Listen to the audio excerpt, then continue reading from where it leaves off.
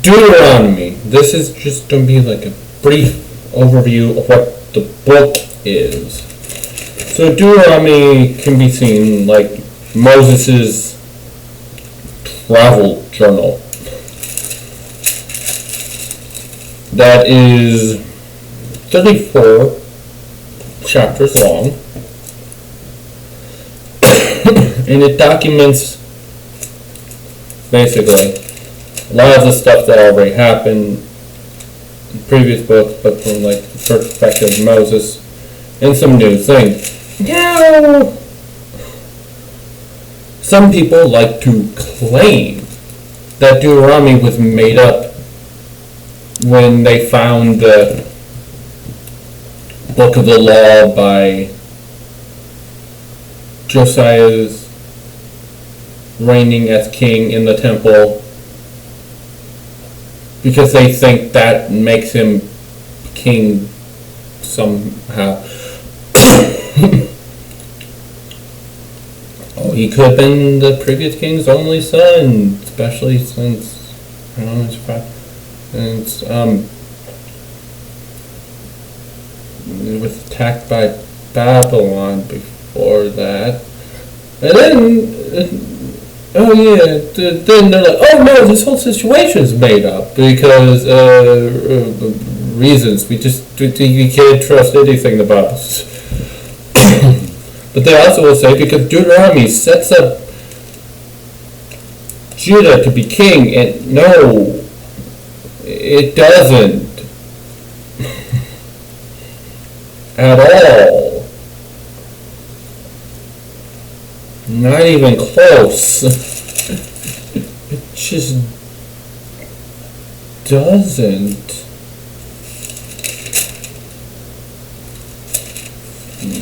It doesn't. Yes, and then it does say rules for a king. Because someone can't just say, hey, you probably don't have a king after this. No. They already had to add a king. Not like, hey, probably they would want a king at some point. No. That's clearly a too obvious prediction. So yeah, Deuteronomy 17, verse 14. When you enter the land the Lord your God is giving you, and have taken possession of it, and settle in it, and you say, let's set a king over us, like all the nations around us. Like, yeah, they think that's, like, oh, that's too divine of a prediction. Why?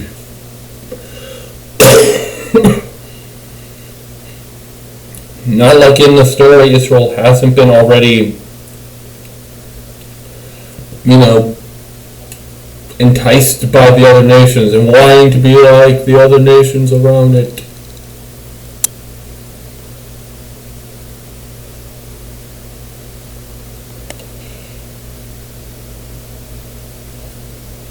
No, Israel doesn't. It's like, also, why make all these rules? And somehow about Judah, or comes up later? Yeah, verse 16, not going to Egypt to get more horses. They just left Egypt, a land of slavery. But for some bizarre reason, people think this is, later on, when they are going to be more allies with Egypt, and friendlier, and why?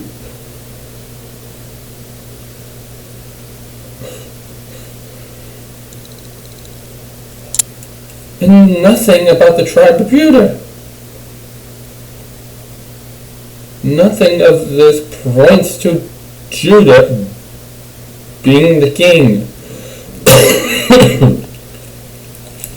If you want to know more about this silliness that people believe, Inspiring Philosophy has a great series about the whole this absolute ridiculousness of the documentary hypothesis, because it's just so stupid. It's essentially saying that the Jewish people could not design or write a book or books like this. That they were too stupid, they're too dumb, they just had to steal other people's cultures and make up a bunch of nonsense. Why? Because, ironically, the people who believe the documentary hypothesis can't read, can't understand basic concepts,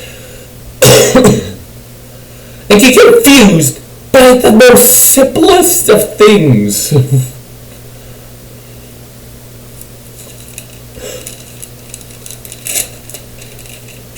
Yeah, there's nothing that proves the documentary hypothesis. Yeah, it just doesn't make any sense. It's just some desperate attempt to try to disprove the Bible. It really is. Maybe a bunch of anti-Semites too, but you know. Yeah, it's just.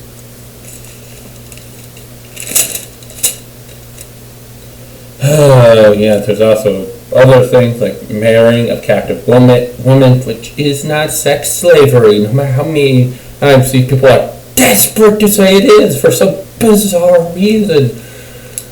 You do realize by saying it's not sex slavery, all the people who are saying it is, and are trying to justify their weird actions, are still wrong. They're still not correct.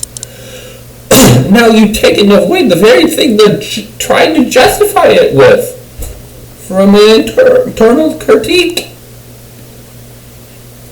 And saying they're wrong. Very wrong. Instead of just saying their book is lying. Like, huh?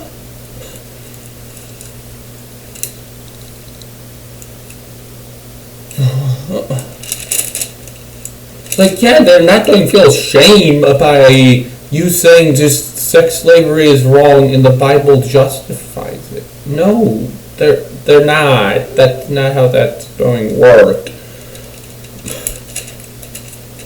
And yes, then...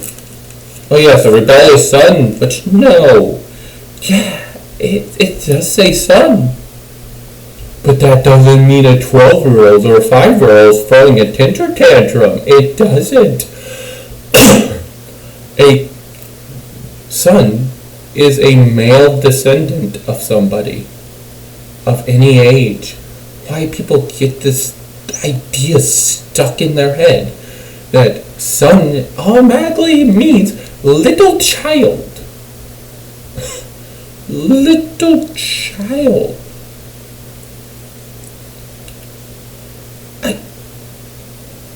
Like, really, especially since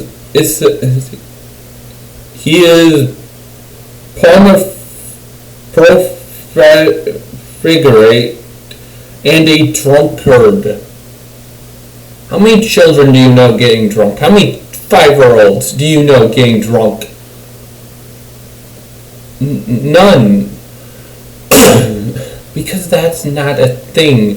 You're so desperate to find moral qualms with the Bible to promote your ideology where there literally is no reason for any morals. Not saying you can't be moral for the 1000th time, but there's literally no reason to. None. None at all.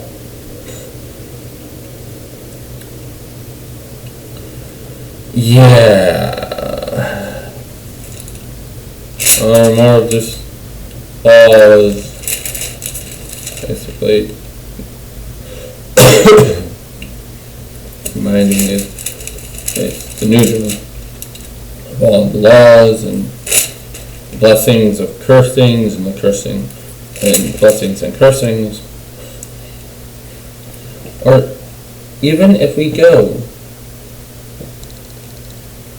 to, let's see, where is Judah? And he said this about Judah: Hear, O Lord, the cry of Judah. Bring him to his people. With his own hands he defends his cause. O be help against his foes.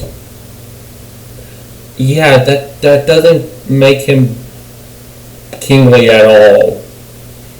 That's just basically God help this guy. That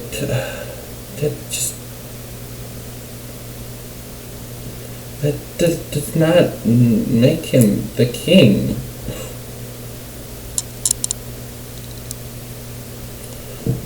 Yeah, descendants from Joseph. Let all these rest on the head of Joseph, on the brow of the prince among his brothers. The prince,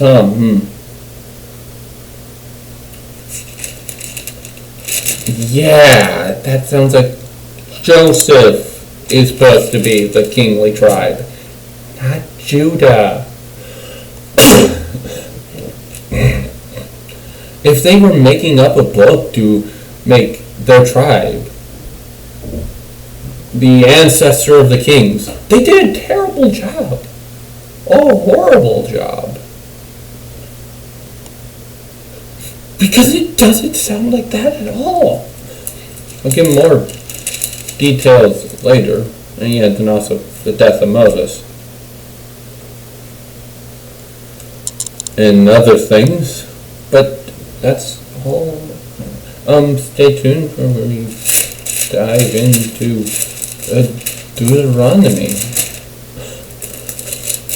Yeah, all the arguments for the documentary hypothesis are bad. They all been debunked over and over again. Yes, they all been, every single one, they all been heard of. There's nothing new. No matter how many times your college professor says it is, he's never read the Bible in his entire life, or at least maybe once, forgot what was in there, did zero study into what the ancient world was like and what the ancient languages were like, and just brings up his misunderstandings that he clearly demonstrates.